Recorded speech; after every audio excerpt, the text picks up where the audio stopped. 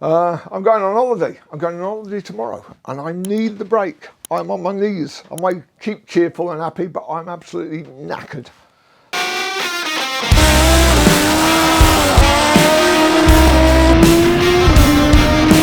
Like MotoGP speed. Doing a wheelie at 140 mile an hour. First, second, third, fourth.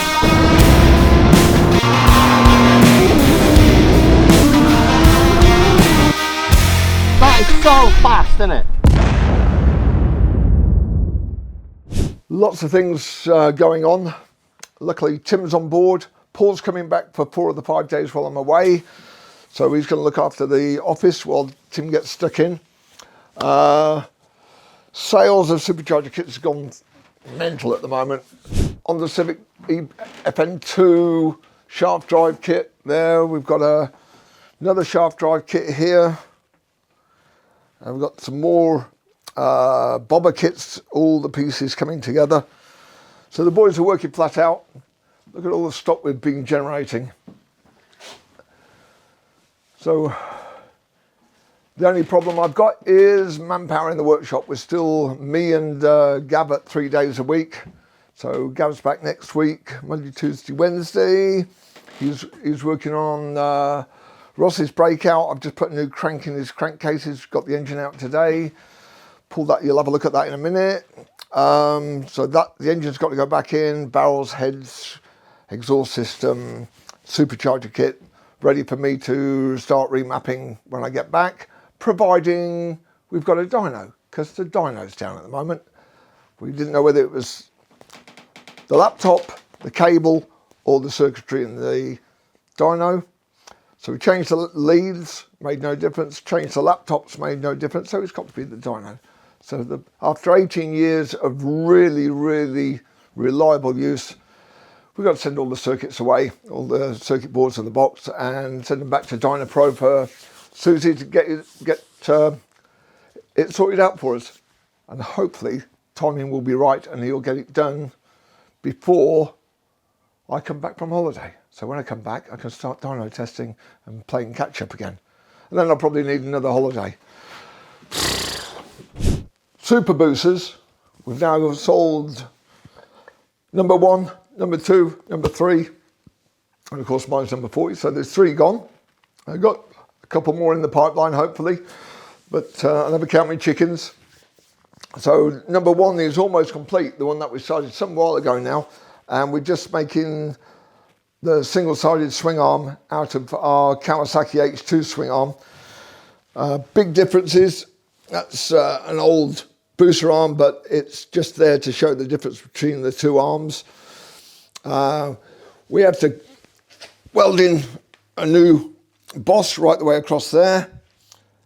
So we have to cut away all what was there originally, rebuild it, and then reinforcing with some 5mm aluminium plate around here and the same underneath, and then gusset it as well. Then we have to put the suspension pivot point here, so we've got to machine that yet, but we'll get this all in. It's all been jigged and it's all running 100% true. So as soon as we've done this, that goes for powder coat, and then it's the final build. All we've got to do is put that in, rear wheel in, and put the bodywork on. Job done. We'll be so pleased to see that. It's a lovely job. Come and have a look.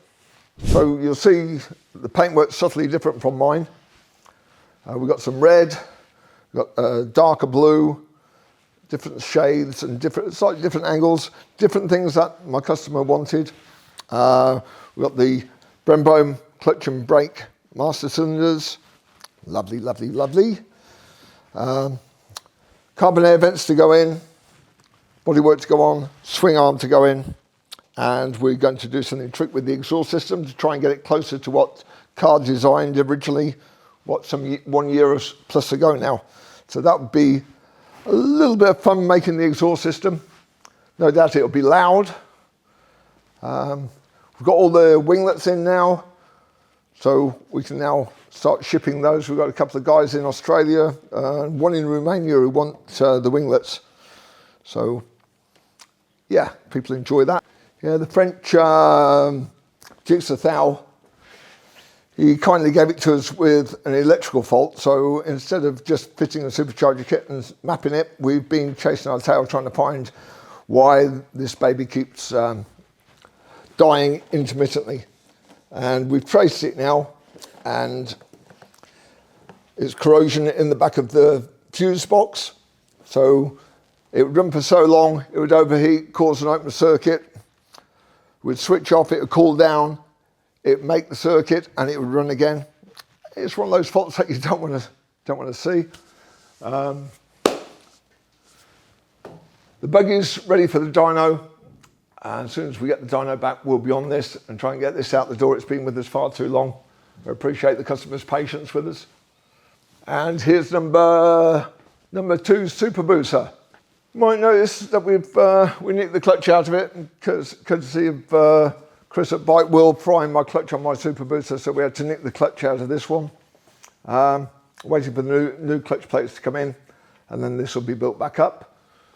And this one's going to be mainly white, so it'll be totally different.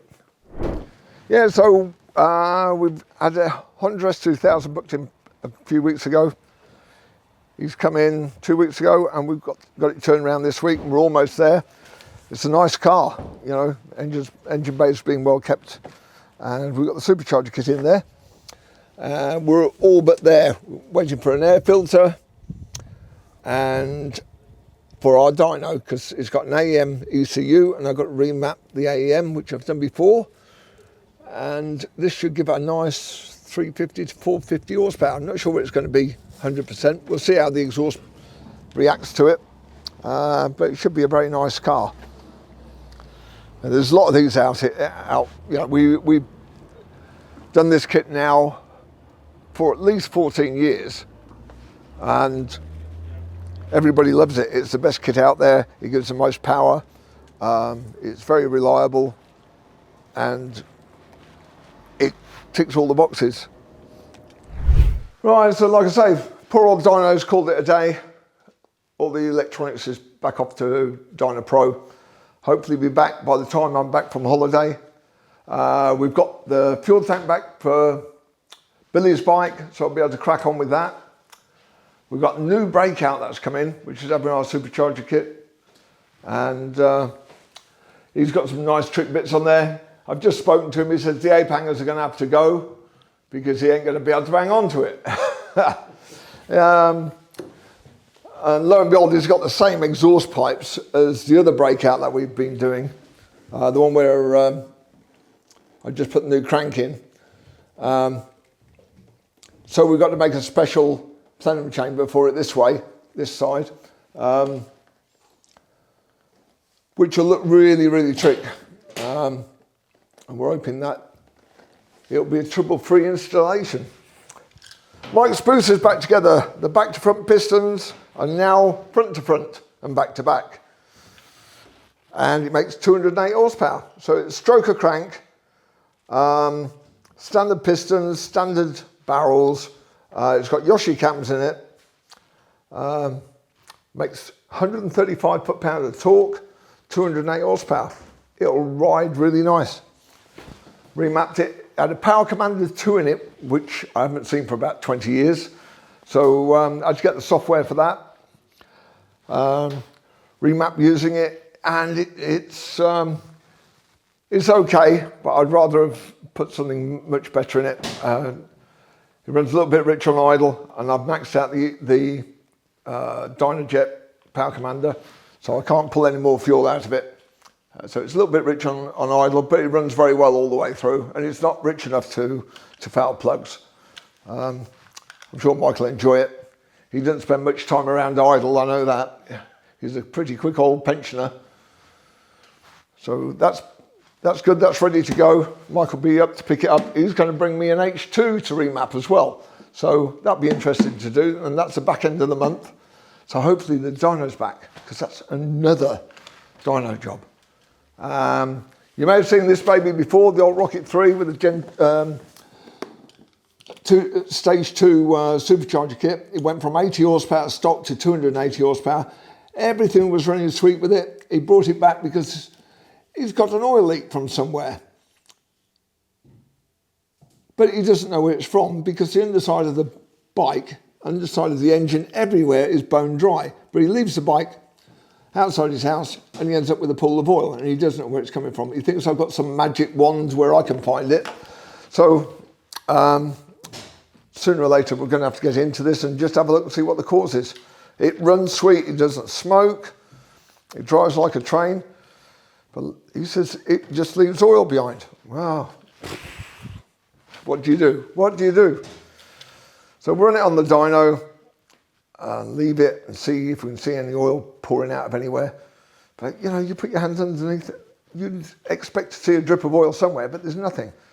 I get a feeling one of his mates has just put some oil underneath the bike just to scare the shit out of him. Maybe he has. Whatever, we'll find out what's going on with it sooner or later. But it's a job that I didn't expect to come back because he was having a good time with it. Hey ho. So I'm going to have a good time for a week. Nice. Hopefully there's not going to be too many thunderstorms in Spain and no floods. Maybe there'll be a little bit of sunshine. As long as there's a bar with some Jack Daniels, I'll be fine. Right, on that note. On that note, don't forget to subscribe. I can't say it with these teeth. Don't forget to like and subscribe, and I'll see you in a couple of weeks.